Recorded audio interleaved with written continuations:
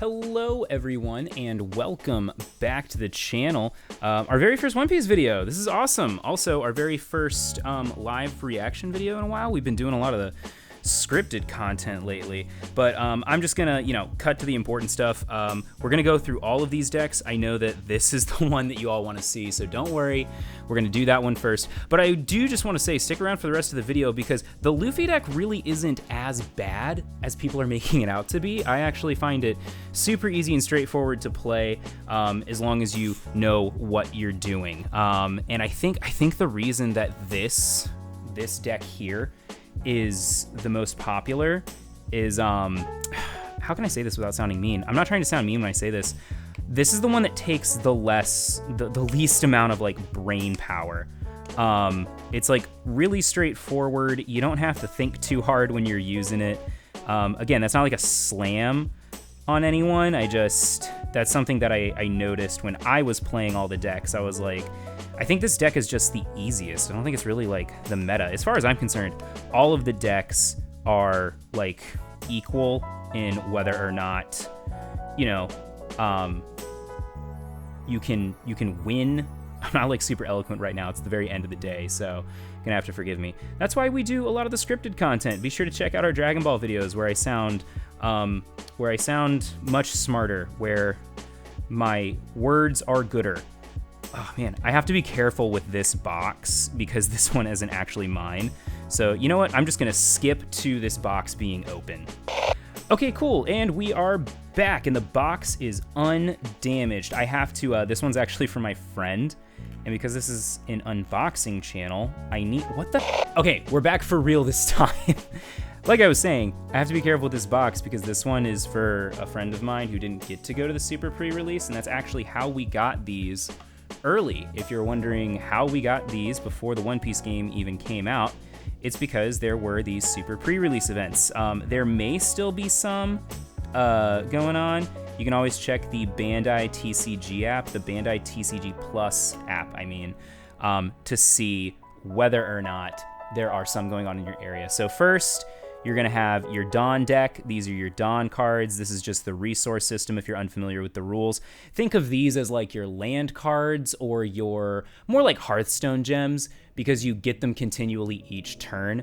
So on your first turn, if you're the first person to go, you only get one, but after that turn, you get two each turn. And then if you're the second player to go, you get two on your first turn and two on all the turns following. So first we got Captain Kid. Also, let me get some of these out of the way. The rule cards are really flimsy, but yeah, they come with like rule reference cards if you want to, reference the rules. If you want to be a rules lawyer when you're playing. But yeah, we have Captain Kid. This is like, such a beautiful card too. I think someone was saying that the like leader cards in the deck are alternate arts that you can only get in the super pre-release deck. I don't know if that's true. I haven't looked into it.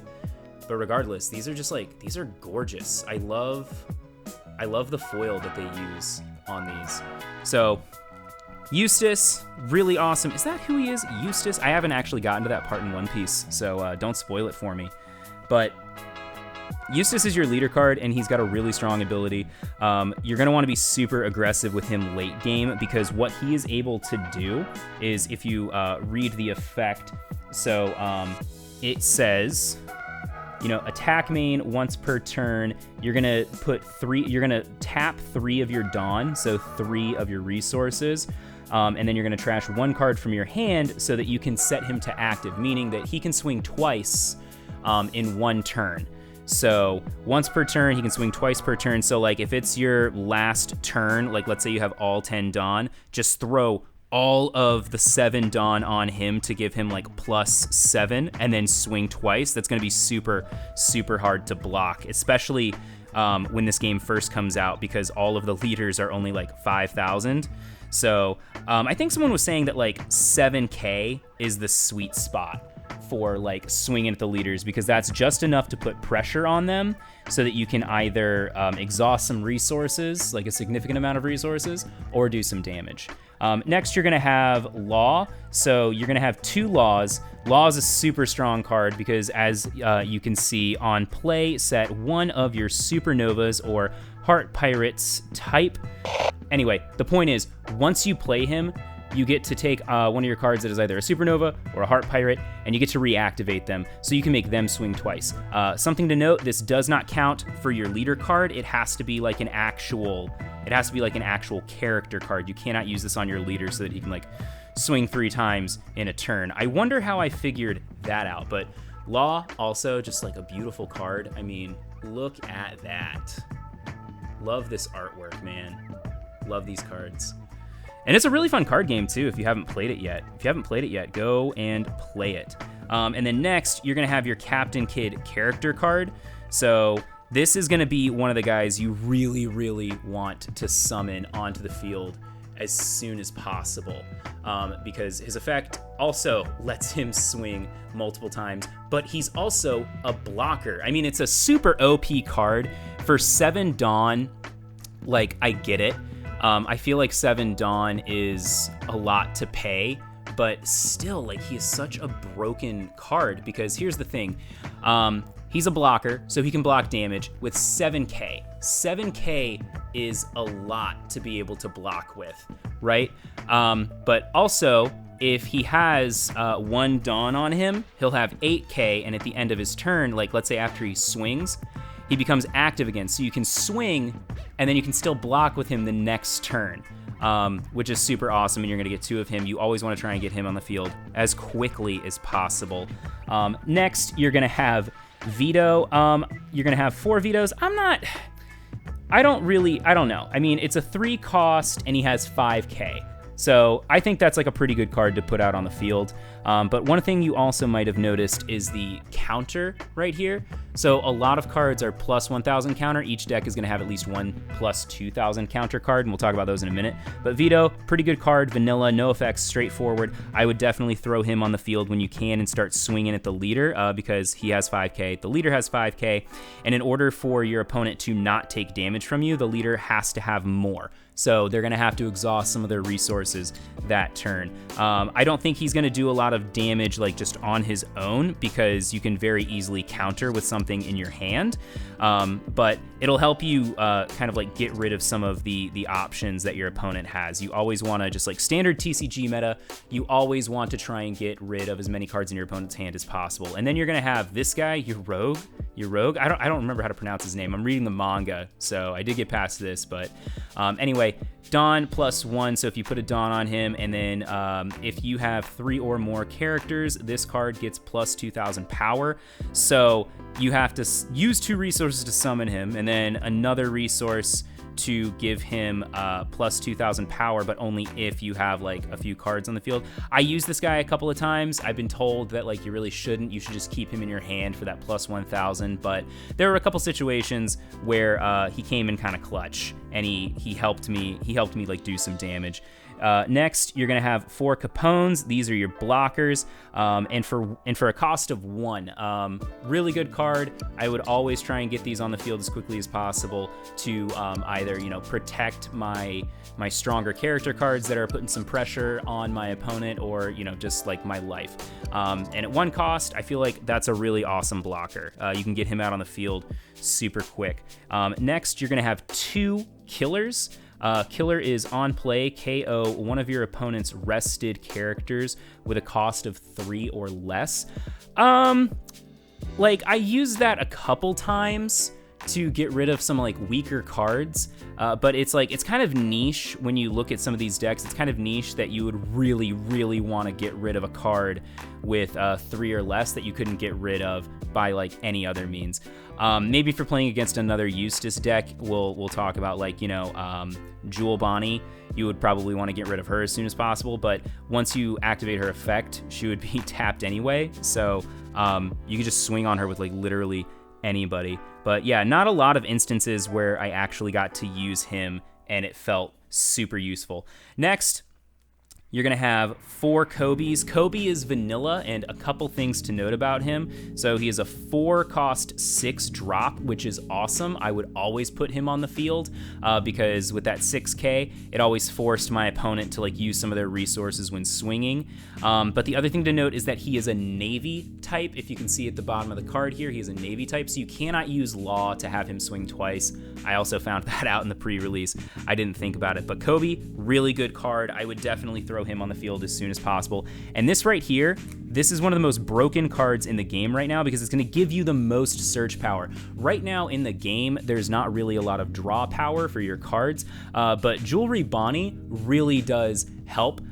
Because once you put her down on the field for 1 cost, you can sacrifice another Dawn, so tap another Dawn to then tap her, like put her into rest mode, and then you can pull top 5 cards from your deck, and as long as you show the one that you want to add to your hand, you can add it to your hand, and then the other remaining cards go to the bottom of the deck in any order that you want. This is super powerful, and the fact that you have 4 in this deck is crazy to me, when you consider that the other decks really don't have any draw power at all.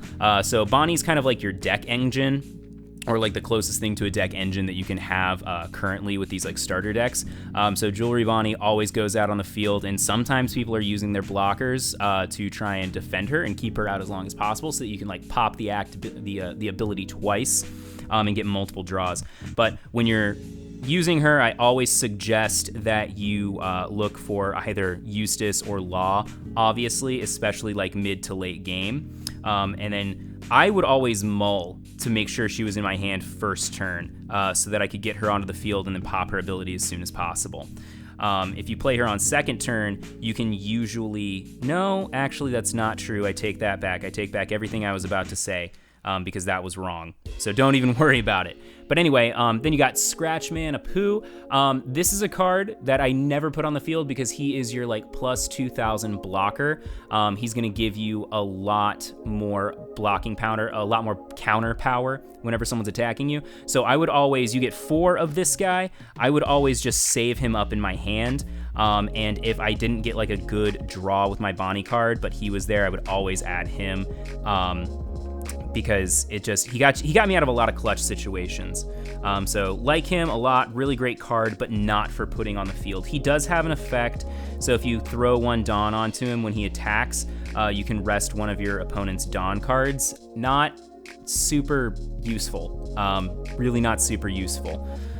Okay, and then next you're gonna have 2 Basil Hawks. So Basil Hawk is a pretty good card. I actually didn't get to play him in all the matches that I played. I did not have a ton of instances where I got to throw him on the field just because I like wasn't drawing him. But he is a really super useful card, so you're gonna put 1 Dawn on him, and then once per turn on your turn only, if this character battles your opponent's character, set this card to active, so he can swing twice as long as he battles a character card. So you can probably like destroy a character card, and then go in for some additional damage. So really good card. You get 2 of him in the deck, super awesome. Then you are going to have 4 Heat, and then you are gonna have 4 Beepos. These guys, honestly, both suck. I would use both of these guys as cannon fodder during the pre-release, or like meat shields, so I only ever use them for their counter ability, but I hated drawing these guys because there's really not much else you can do with them. I guess maybe Heat for a 2 cost 4,000 is like okay, but it's not really good. Beepo for like a 1 drop 3,000, again, okay, but not super great. Not a lot of situations where they're gonna be able to help you out of. But next, we have a really awesome card, which is crazy that there are 4 of these in this deck as well. You have your character card, X-Drake. X-Drake is super awesome. You're gonna wanna try and get as many of him on the field each game as possible, because when you give him 1 Dawn on your turn, whenever he's rested, so like he goes to attack and then he's rested, every other card, every other card that is either a Supernova or a Navy will get like plus 1,000 power. Which is super awesome. I mean, you get 2 of these guys out on the field, you're gonna pop 1 to like set him into rest mode, and then this one now gets 6,000, and then you're gonna pop him too, and now everybody gets 2,000. Super awesome. I was able to get 2 out on the field, and it really helped me put some pressure onto my opponent. And then now you're gonna have your event cards. So the two most important ones, I think, are going to be Repel, which you end up getting 4 of. It is a 2-drop. It's kind of like a counter card. So counter, your leader or one of your characters gains plus 4,000 during this battle, and then you get to set one of your Dawn cards to active. So one of the 2 cards that you use to pop this off, you get to set that back to active. So it's really technically only a 1-cost card. And then you have Scalpel. You only get 2 of these guys, but it's the same thing except it's 1 cost and your character gets 2,000, and it's kind of a free play because it costs 1 to pop it off, and then you get to take that Dawn that you just used and you get to reactivate it as per the effect. So if you have 2 of these in your hand, I imagine that's why there's only 2 in the deck. I feel like 4 would probably be a little overpowered for that plus 2,000, but yeah, it's basically a free play card. If you were to have 4 in the deck, that would be really awesome. But yeah, if you got both of these, you could just use it twice. As long as you have the appropriate amount of Dawn to pop them both off at the same time. And then finally, in the green deck, you have your Straw Sword, which is just to rest one of your opponent's characters during the main phase, costs 2 to pop off.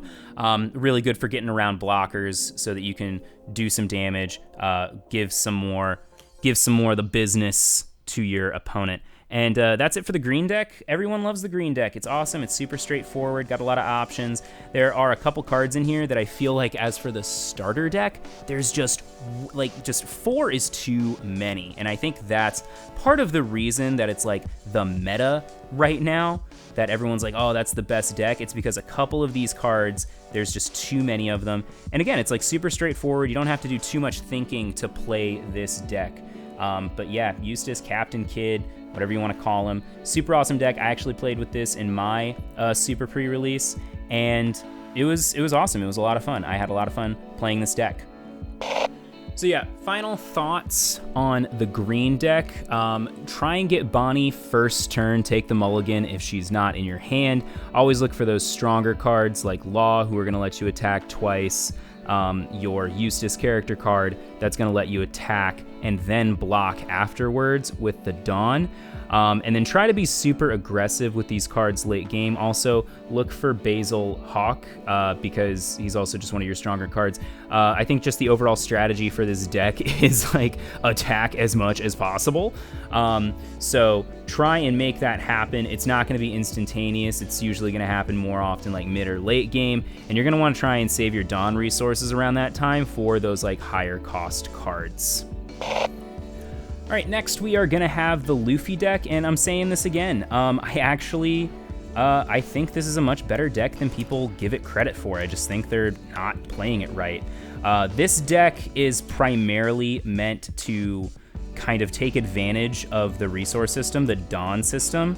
So we'll talk about it in a second. When you see these cards, you'll see what I'm talking about. You're really gonna wanna try and attach Dawn to your characters as often as possible. Dang, come on. All right, there we go. As often as possible, because that's how you're gonna get the most out of this deck. I've also heard this referred to as the speedrun deck or a rush deck, which I agree. You're gonna want Monkey to win super duper early. You're gonna want this deck to win as quickly as it possibly can. Oh, also, something I didn't mention in the previous deck is, I don't know if you guys can see it, but all of these cards have a little gold foil super pre-release stamp, which is like really cool. Nothing important, I just think that's cool. So, all right, so your leader card, Monkey D. Luffy, activate main once per turn. Give this leader or one of your characters one rested Dawn card. And that is like super important for this deck, is utilizing the rested Dawn cards.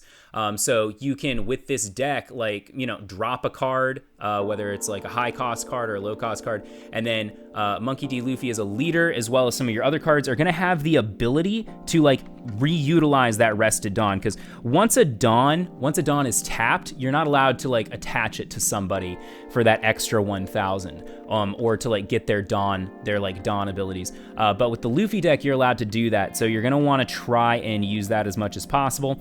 And you're going to want to try and attach the Dawn to as many cards as possible each turn to put pressure on your opponent, and you're going to come out swinging as soon as possible. And then next is going to be your Luffy character card. So this card has Rush, which means like as soon as it's played, it doesn't have Summoning Sickness because there is Summoning Sickness in this game, but not with this card. Super powerful, gonna want to get him on the field as soon as possible, but then also when he has 2 Dawn and he's attacking, your opponent cannot activate blockers. So not only does he have Rush, when you throw 2 Dawn on him, 2 of the Dawn that he has used, by the way, if you have the right cards on the field, you can just throw 2 of the Dawn that you used to summon him, to give him that rut to, well, he's going to have Rush no matter what, but he's going to be able to Rush, and then he can't be blocked by blockers, so he's going to be really able to put some pressure on your opponent. You get 2 of him, always try and get 1 out on the field as soon as you can. And then next, you're going to have Rorano Zoro, 2 of him. He's also one of your bigger hitters. So you're going to want to give him his Dawn +1 ability where he gets another 1,000 power. So basically your Dawn is going to give him 1,000, and then he's going to give him himself an additional 1,000. So this is a potential 7k card, real big swing, and only a 3 drop. Plus, again, you can go ahead and just use your leader's ability on this guy to use one of the 3 Dawn that you use to summon him. So that way he has 7k when he's swinging. Oh wait, no, he doesn't have Rush, so you can't do that, but still, you could use a Rested Dawn. You could use any Rested Dawn, highly recommend that. But yeah, you're gonna wanna put your Dawn on him. You're gonna wanna put the Dawn on Luffy as soon as he comes out. Really good cards. Again, this whole deck is just about like, put as much Dawn onto people as possible. Now, next, you're gonna have your Usopp card. Of course, this is the Straw Hat Pirates. You're gonna have Usopp. You're gonna have all the Straw Hat Pirates. He's like decent. His ability is Dawn 2. When attacking, your opponent cannot activate a blocker character that has 5,000 or more power during this battle. So it's kind of rare that you're gonna find a blocker, I think, with 5,000 or more. I think there's only like 1 maybe in the game. If it was 5,000 or less, this would be like way better, I feel like. Because there's a lot of blockers, like you're gonna see Chopper, and then there was that like other like 1-drop blocker previously that was a little bit less. It's gonna be easier to get around them. So most people really like him for his trigger effect, which is that you just get to like play this card for free from the life deck. But he's a pretty good card. I like him, you know, I guess, you know, 2-drop, 2,000. I would probably personally just use him for the 1,000 counter. I would just keep him in my hand. And then next, you're gonna have Karoo, who is a 1-drop for 3,000, which isn't like bad. I actually had some people really do some damage with Karoo, especially late game, because you get to just drop him and then you can just throw a ton of Dawn on him to make him put some pressure on. I think with the way this deck and its strategy is structured, Karoo, it's okay to like commit a ton of Dawn resources to like upping his attack, especially when it only costs 1 to throw him on the field, as opposed to like Eustass, where you're gonna wanna try and save your Dawn for those like higher cost cards and those additional swings that you can make with your leader.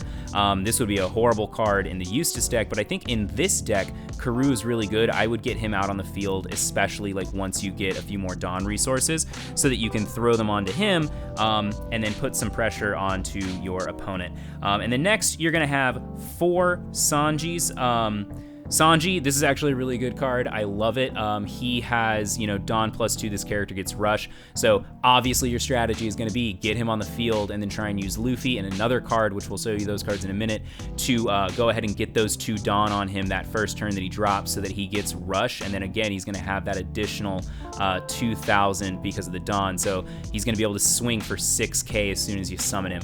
And that's actually really awesome. That's super cool. I think that's a really good card. Especially when you have the right resources on the field. Next, you are going to have 4 Jinbeis. Jinbei's ability is going to be Dawn 1. When attacking, your leader or one of your characters other than this card gets 1,000 power during this turn. So that's pretty awesome. You're gonna be able to give him 1,000, and he's only a 3-drop too. I think for that ability, that's pretty cool. 3-drop, throw a Dawn on him using your leader ability. So then he has 6k, he can swing and then add 1,000 to somebody else. You get 4 of this card. I think that's really awesome. A lot of this deck, really, like I said, is just you're wanting to try and do as much damage as quickly as possible. And then next, you're gonna have another, this is the blocker of this deck, Tony Chopper. He's a 1-drop, he's only got 1,000, but that's fine. Blockers really only need 1,000. There is no piercing damage in this game, so even if your leader has like, 11k power, you can just go ahead and use Tony to like block it. So I think for like, this is a really good card for like a one cost like blocker. I think this and other blockers like this are going to see a lot of play when the game comes out. I think you're going to see Chopper in probably almost every deck, or at least, I don't know if they have side decking yet, but if they add side decking, Tony's definitely going to be in like every red side deck for when you want to switch to that like more defensive strategy in the second game. And next you're going to have Nami. This right here, very, very, very, very, very important card. You're going to want to make sure that Nami is one of the cards that you have in your hand first turn. If not, go ahead and take the mulligan, because her effect is activate main once per turn, give 1 rested Dawn card to your leader or one of your characters. So you're going to want her out on the field when you summon your Sanji, so that way you can just pop her ability and then pop your leader card's ability to get those 2 onto Sanji so that he can get that rush, as well as like if you just want to like summon some other people, like flood the field really quickly late game, and then also use her and Luffy and some other cards to get some of that rested Dawn on these other characters. Especially like late game when you're trying to do those big drops and you still want to be able to add Dawn for more firepower. Next, you're gonna have Nico Robin. So she's a 3-drop, 5k, not bad, but not like great. She's okay. I would definitely go ahead and put her on the field to just like add a little bit of pressure, and then maybe even go ahead and add some of those Dawn cards. You're gonna notice that like a lot of these cards are like really low cost, so that way you can put like some of them on the field while also using those rested Dawn cards. I think it's just a really good balance of, how much it costs to drop a card, and then how much of the like additional Dawn you have for your other characters. And then you're going to have Vivi, 2-drop, 4,000 power, so not bad, just like a slightly weaker Nico Robin that cost less. And then you're gonna have Frankie, really awesome vanilla card, 4-drop, 6k. 6k, I personally think is always a great way to swing, because it's always going to either exhaust a resource from your opponent's hand, like forcing them to like take 2 of these 1,000s, so that they can beat your character card, or they're just gonna lose a life. So I think Frankie, you're gonna get 4 of him. That's really awesome. Definitely drop him as soon as you can, and then attack with him as soon as you can. And then if you want, I mean, you always have those abilities to like use the rested Dawn cards. I would try and use that every single turn. Always, always, always utilize the rested Dawn. And if you're not resting your Dawn, just go ahead and throw the Dawn on all of your characters for this deck. And then you're gonna have 2 Brooks. He's your plus 2,000 counter, but his ability is like also kind of okay. On play, give up to 2 rested Dawn cards to your leader or one of your characters. So that's pretty big. You get to add 2 Dawn cards, but I personally would just use him for the 2,000 counter. I think a lot of people would tell me that's wrong and I shouldn't be doing that, especially like if you can pull him late game and get him onto the field to like use his ability. That's just a really awesome ability that will just like, add some more firepower, especially because you can use the 2 Dawn that he needs to be summoned. Next, you're gonna have Guard Point as one of your event cards. So counter, your leader or one of your characters gains plus 3,000 during this battle, and then it also has a trigger effect. So if it gets attacked, as like if it's one of your life cards, your leader or one of your characters gains plus 1,000 power during this turn. So you could always just like throw this on the leader if you anticipate your opponent to like do multiple attacks if it's like being activated from. But honestly, I would probably just not activate the trigger effect, keep it in my hand, and then just use that counter ability instead. I would much rather use that counter ability for the plus 3,000 in order to win a fight. And then next, you are going to have 2 Gum Gum Jets. Gum Gum Jet Pistols for a 4-drop. So main KO one of your opponent's characters with 6,000 power or less. That's not like bad. I think that's pretty good for a 4-drop card, you know, to get rid of 6,000 power or less. So like you can get rid of that Kobe from the green deck, and then you're going to see in the blue deck here there are going to be some other cards you can get rid of. But trigger, activate this card's main effect. This is definitely one that you want to be able to like trigger from your life if possible. I mean, you don't really get that choice, but people are always trying to trigger from the life. And then next, you're going to have Diable Djembe? Am I pronouncing that right? Whatever, who cares? 1-drop, main, select one of your Straw Hat Crew type leader or character cards. Your opponent cannot activate blocker if that leader or character attacks during this turn. This is an awesome card to use to put pressure on your opponent, especially for a 1-drop when you have like, let's say you have your Roronoa Zoro, or like you got your Sanji out on the field. This is awesome. And then the trigger, KO one of your opponent's blocker characters with a cost of 3 or less. And I think that's like really awesome too, because you can just go ahead and like if this thing gets checked in life, you can just go ahead and get rid of that blocker so that your next turn you don't have to worry about it. You can go ahead and give your opponent their lick back. And then next, this is another card that, like, much like Nami, you're going to want this on your first turn. If you don't have either this or Nami in your hand turn 1, go ahead and mulligan to try and get either Thousand Sunny or Nami, because this card is activate main, so you get to activate it on your main phase. This is a stage card, so it's kind of like a field card in Yu-Gi-Oh! So it stays on the field, and you can utilize it each turn if you want. You may rest this stage. One Straw Hat Crew type leader or character can card on your field gains plus 1,000 power during this turn. So you can just give that additional 1,000 power. This is a really good card to have on your first turn. Always try and get Nami first, but this is another card that you're going to want in your hand. It's a good card to have to just, you know, add some pressure onto your opponent. All right, so yeah, final thoughts on the Luffy deck. Number 1, first and foremost, always try and get Nami into your hand first turn. Second, go ahead and save Usopp for any of the like large blockers, which are pretty rare, but like in the instance of going up against the green deck, you're gonna wanna use him, wait for him to pop him off against like the Eustass character.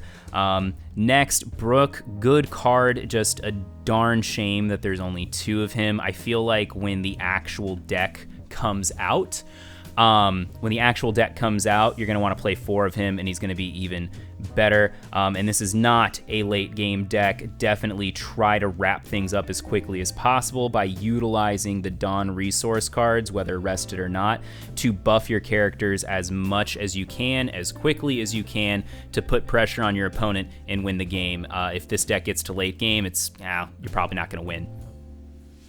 Okay, so next we have the blue deck, which I am a huge fan of. I think once the first set comes out and we start seeing tournaments with like, because right now all the tournaments are you have to use like the decks out of the box, and that's why these rating systems have been so important on YouTube, I guess.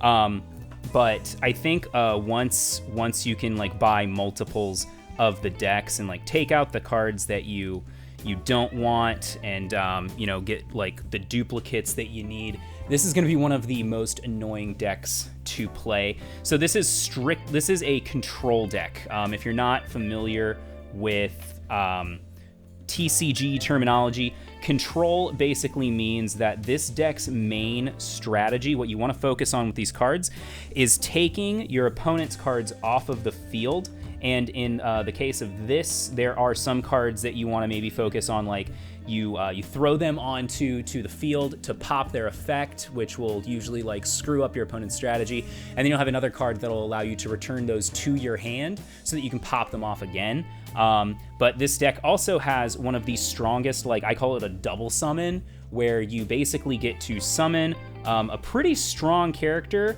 and then you get to search through your deck and throw another one down on the field for free. So real quick, we have Crocodile as the leader card, and I love this Crocodile artwork. I mean, This is just phenomenal. If I can get it to focus, this is so good. I love these super pre-release card arts. I think these are the alt arts that you can only get in the pre-release, or maybe they're just super rare arts. But anyway, you can see his leader effect is activate main once per turn. You're going to use 4 Dawn cards. You're actually going to return the Dawn to the Dawn deck. So like if you have 4 Dawn, it's like your second turn, you have to go to 0 Dawn, and then you can draw 2 your next turn, and you're at 2 again. But you get to return 1 character with a cost of 5 or less to the owner's hand, and that's actually pretty decent. I feel like that is a very decent and annoying one.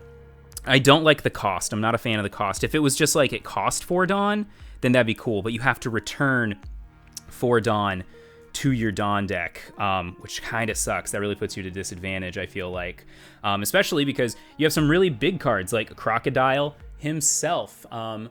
So this is a pretty awesome character card. This is one of your bigger cards that you want to try and get on the field, you know, as quickly as you can. 5 cost to drop, 6k attack. He is a blocker, and when he has 1 Dawn on him, you can, on block, place 1 character with a cost of 2 or less at the bottom of the owner's deck. So that's pretty neat. If you want to get rid of like another blocker, or just like one of the smaller cards that your opponent has, throw them back at the bottom of the deck, and you can see you get 2 of these. That's a pretty good ability, I feel like. And then you're gonna get 2 Don Quixotes. These are 7 drops for 7k, and they have a super annoying ability as well. So on play, you get to return 1 character with a cost of 7 or less to the owner's hand. So this guy can throw some pretty strong cards back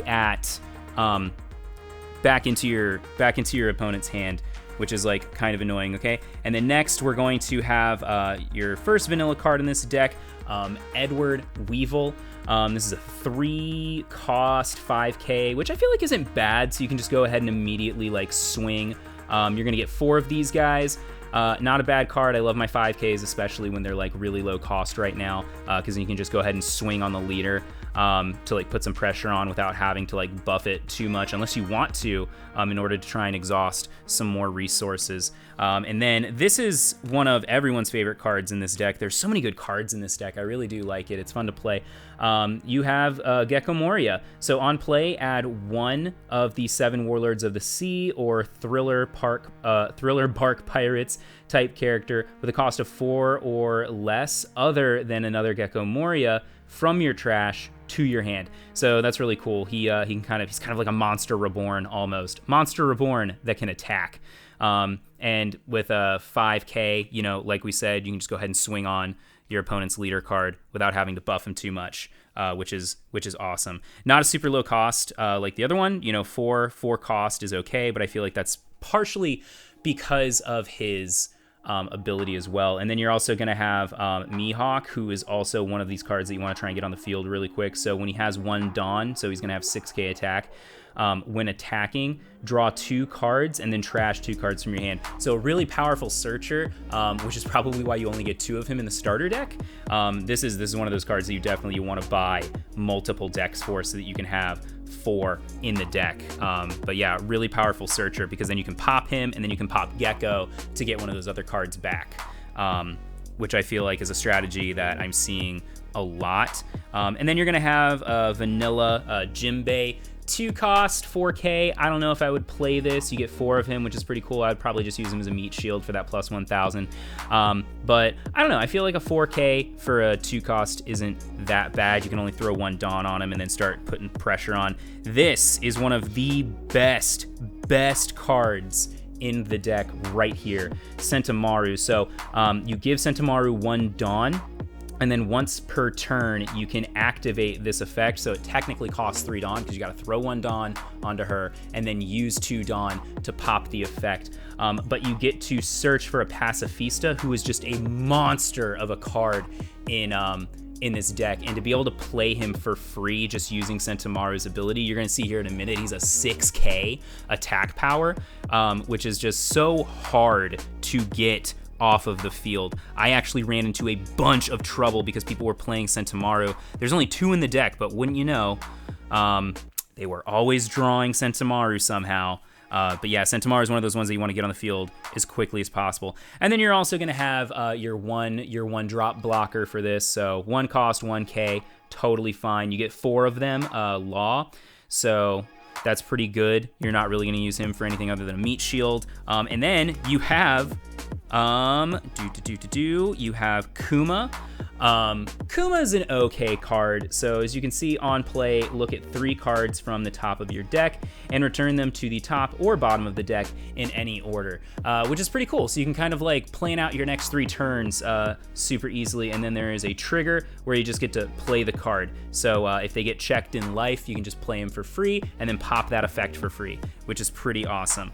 Then you are going to have a 1-drop 3k Buggy the Clown. Little upset that Buggy is only 3k as one of my favorite characters in One Piece. I feel like they really did him dirty. He should at least be 7k. He should be up there with Don Quixote, Doflamingo. I don't care what anyone says. But yeah, you're probably just going to use him as a meat shield for that 1k, because throwing down a 3k card, especially when you have like these bigger abilities that take Dawn in this deck, you're not going to want to like use your Dawn to buff your characters. You're gonna want to save that Dawn for the abilities. And then this is Pacifista, a 4-drop 6k, but hopefully you don't have to, play that 4. You're gonna get that other card that just allows you to search the deck. You're gonna get 4 of him, which is pretty awesome, because again, 6k, really hard to get off of the field. And then you are going to have 4 Boa Hancocks. Boa Hancock is a blocker for 1k, 3-drop, which kind of sucks, but I feel like the reason she's 3-drop is because she also has a trigger ability, which just lets you play her for free from the life deck, but still 3 for a blocker. I mean, like, I guess that's okay, but really that's all she should be used for. But I'm just like, I'm torn between like, it costs 3 to throw her down, so definitely I wouldn't use her early game unless I absolutely had to. And then to round off your character cards, you are going to have a 4-drop Marshall D. Teach, which on play return 1 character with a cost of 3 or less to the owner's hand. And so you could either use him. I saw a lot of people like using him to return some of these cards to the owner's hand, so that they could just like to your hand, like you use him to return one of your cards to your hand, so that way you can play them again and get that on play effect multiple times. Then you are going to have 4 Sables, which also get to trigger from the life if they get checked. So return 1 character with a cost of 7 or less to the owner's hand. You're going to get 4 of these. That is awesome. That is a banger card that'll really help you to control the field. And then you are also going to have Thrust Pad Cannon. Thrust Pad Cannon is a counter attack where you get to return 1 character with a cost of 3 or less to the owner's hand. So like maybe you want to get rid of some of those blockers so that you can go ahead and safely swing your next turn.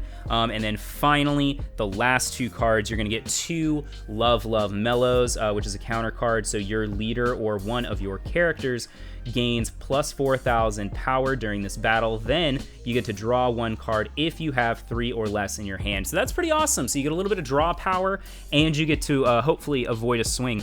Or maybe you're just going to use it for the draw power. Maybe you're in a situation where you just want to draw it. It's not going to help you win the fight, but still, that's awesome for only a 2-drop. So yeah, that is the blue deck. I love it. It's a lot of fun to play, honestly. So yeah, just some key takeaways for the blue deck. This is a control deck, so your primary strategy is going to be making sure that you have more resources on the field than your opponent.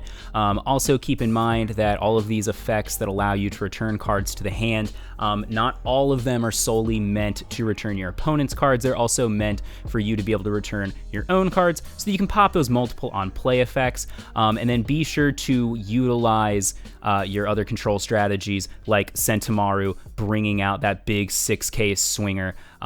This is a deck of cards that is going to allow you to really get inside of your opponent's head. I think this is really more of like a head game deck. It's really meant to kind of like tip the scales by not only giving you more resources, but also kind of like making your opponent a little bit upset. It can be, it's going to be very, very annoying to play once this game fully launches, and you can kind of get more duplicates of specific cards in this deck.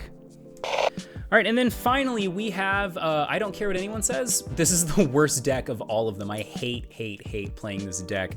If you've been following me on Instagram, you have seen that I continue to lose that last stage in the tutorial app when you have to use this deck against the red deck. I genuinely just do not like this deck, but we'll talk about it. I personally think that this is the worst deck. The Luffy deck gets way too much hate. I think this is the worst one.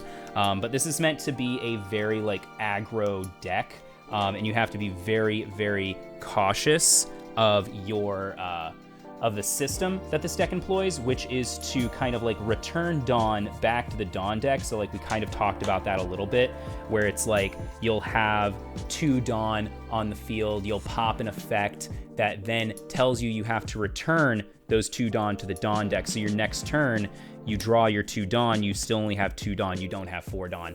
And you have to, there's also effects that allow you to like add more Dawn. So like you'll pop an effect and then you get to draw an additional Dawn. We'll talk about that in a minute, you'll see those cards. But I really do not like this deck. It's super, it takes a lot of like resource management. Remember what I said about the green deck being super easy and straightforward? This deck is the opposite, and that's kind of why I hate it. Makes my head hurt to think. So we have our leader card being the purple leader Kaido. Pretty good card, I guess. I kind of like the effect. It's a late game effect that really helps you to put pressure on your opponent. So it's activate main once per turn, Dawn -7. So if you have 7 Dawn on the field, you return 7 Dawn to the Dawn deck. So like if it's that last turn, you got 10 Dawn, you're gonna start your next turn at only 3 +2, which gives you 5 more. But yeah, you get to trash one of your opponent's life cards. So that life card does not go to the hand like they would normally do. It's just trash. It goes straight to the trash. You don't need to check it. It can't trigger effects. Here's the other thing though. One thing to keep in mind about this effect, you cannot use it to win the game. You can use it to deplete the final life of your opponent and then swing to win the game, but you cannot use this effect to win the game. But it's a pretty good effect. I like it as far as like late game goes, but that's kind of the other thing with this deck is you have to get to the late game. This is definitely a late game deck. And then you're going to have 2 Kaidos. This is an absolute beast of a card. 9 drop, 10k. On play, Dawn -5. So remember, you're going to put those Dawn back into the Dawn deck and then start without those 5. This character is going to KO one of your opponent's characters with a cost of 6 or less, and this character gains Rush during this turn. So you're definitely going to want to like throw him down and just go ahead and use that effect so we can get Rush. And I mean, at 10k, that is going to take a ton of resources for your opponent to be able to block your attack. I would say no matter what stage of the game it is, no matter what the board looks like, always try and get this dude onto the field first thing, no matter what. Don't look at your other cards and be like, oh, well, maybe I should do this or this or this. No, just go ahead and throw him onto the field. Because that's really going to intimidate the opponent and allow you to put a ton of pressure. And then you're going to have 2 6 drops, 7k King. On play, Dawn -1, KO one of your opponent's characters with a cost of 4 or less. Not a bad ability to get rid of a 4 or less, I guess. But it's like, okay, I'm more liking the fact that he has 7k to attack. Not like the best card, but he's a good card. He's a good card, and he'll definitely help you to control the field.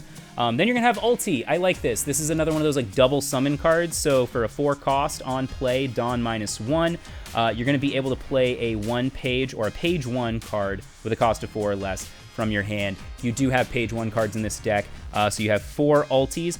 I would recommend not saving her until you have a page 1, because if you notice, she has a plus 2,000 block. You have 4 of her, so definitely don't be afraid to use her to like counter an attack if you feel like you have to. Chances are very high that you're going to draw another one. Don't wait to have a page 1 in your hand if you want to play her. Or if you want to use her ability. Next, you're going to have Queen, a 5 drop, 6k blocker, and then on play, -1 Dawn. Draw 2 cards and trash 1 card from your hand. So pretty decent. You get a blocker, and then you also get some draw power, but keep in mind, This is another instance where it's like you're returning more Dawn to the Dawn deck, which is why this deck is so hard to play, because you're constantly having to sacrifice your resources for, I would argue, some really good abilities, but you're still having to return all those resources, and it feels like you're always going to be behind. And then you have Sasaki, so on play, return 1 Dawn, and then you get to draw 1 card. So some draw power there. You're going to get, it looks like, oh, I thought you got 4. Oh yeah, you do. You get 4 of them. You get 4 of him. Counting is hard, people. So you're going to get 4 Sasaki, and then you are going to get a vanilla card here, Sheepshed. He's like, okay, 2 drop, 4K. I would definitely stay away from this card. I would use him as a meat shield, because remember, you're constantly returning Dawn to your Dawn deck. You don't want to use any Dawn to have to like buff your characters, so I would definitely just use him as a meat shield for that 1K, because we need to make sure that we have as much Dawn as possible so that we can pop off these really big abilities, these really cool abilities. And then you're going to have Jack, 3 drop 4K. On play, you may trash 1 card from your hand and then add 1 card from your Dawn deck and set it as active, which is pretty cool. So as long as you're willing to, get rid of a card, you can go ahead and get another Dawn, so that way you can use one of these abilities. And then we're going to have another card that I would just use as a meat shield, Jin Rummy. She's a 1 drop, 3K. Honestly, really not worth it. Just another meat shield, no effects. I would just use her for her counter ability. And then next, you're going to have Who's Who. So on play, this is another one of those, like, return a Dawn to your Dawn deck. You get to KO one of your opponent's characters with a cost of 3 or less. It was very rare that I use this. I only ever use this in an event where I need to get rid of a blocker, so that way I can go ahead and swing. I can go ahead and swing without, like, the worry of whether or not I'm going to hit. And then this is going to be your blocker for this deck, so it's not a 1 drop like a lot of the others. But you got a blocker, 2K, you get 4 of them, so not bad. It's okay. I feel like blockers are really only going to be used in this deck to protect your life, because a lot of the cards that you are going to put on the field are already pretty strong. And then you have your page 1. You can see he's a 4 drop, 6K. You get 4 of this guy. This is the one that's like you get to put him immediately onto the field when you use that other person's on play effect. Definitely a really good combo to have to help you control the field. And then you are going to have 4 X-Drakes. He is vanilla, but he's a 5K for a 3 drop. So not bad, especially when you consider he doesn't make you return any Dawn to the Dawn deck. And then next, you're going to have 2 Lead Performer Disaster. So this is main, draw 1 card, and then add 1 card from your Dawn deck and set it to active. So that's pretty cool. You get to draw a card, and then you get some of that Dawn back that you're going to have to use for those larger abilities to pop off. That's a really, really good event card to help you get more resources both in your hand and on the field. Next, you are going to have Brachio Bomber. So main, KO one of your opponent's characters with a cost 6 or less, then add 1 Dawn card from your Dawn deck and set it as active. Also a really good card. I just don't like that it costs 6 Dawn. That's the one thing I hate, is that it costs so much, but it's a good effect. It's a good effect. And then you can also see that this card and the other card both have trigger effects. This trigger effect is add 1 Dawn card from your Dawn deck and set it as active, so you don't get to use the main ability. You only get to use it to get another Dawn, which kind of sucks, but still, it's a good effect to have to help you get more of those resources. To whereas Lead Performer, though, just allows you to use its entire ability. And then next, you're going to have Blast Breath. You're going to have 4 Blast Breath. This is a 1-drop counter, Dawn -1. Your character gains plus 4,000 power during this battle, or your leader. So this is just kind of like your counter card. I like that it only costs 1. It technically costs 2, though, because you're going to have to return a Dawn to your Dawn deck. And then finally, this card is so super important. I would say that if you do not have this in your hand when you were first starting the game, go ahead and mulligan, because you want this on your first turn. Activate main. You may rest this stage if your leader has the Animal Kingdom, which he does. Then you get to add 1 Dawn card from your Dawn deck and rest it. So it's adding you 1 rested Dawn that you can use next turn, or that you can use this turn to pop off one of these big abilities. This is such an important card for the strategy. Always mulligan if you do not have this in your hand when the game first starts.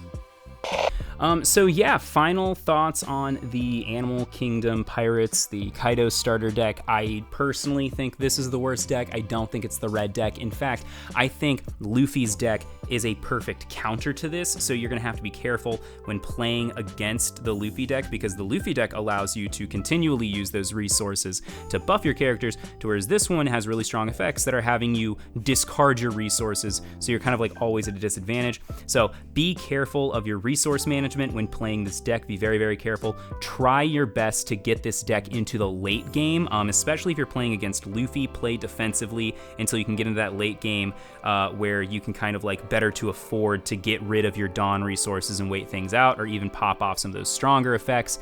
Always try and get your land card first turn. Mulligan if you don't have it.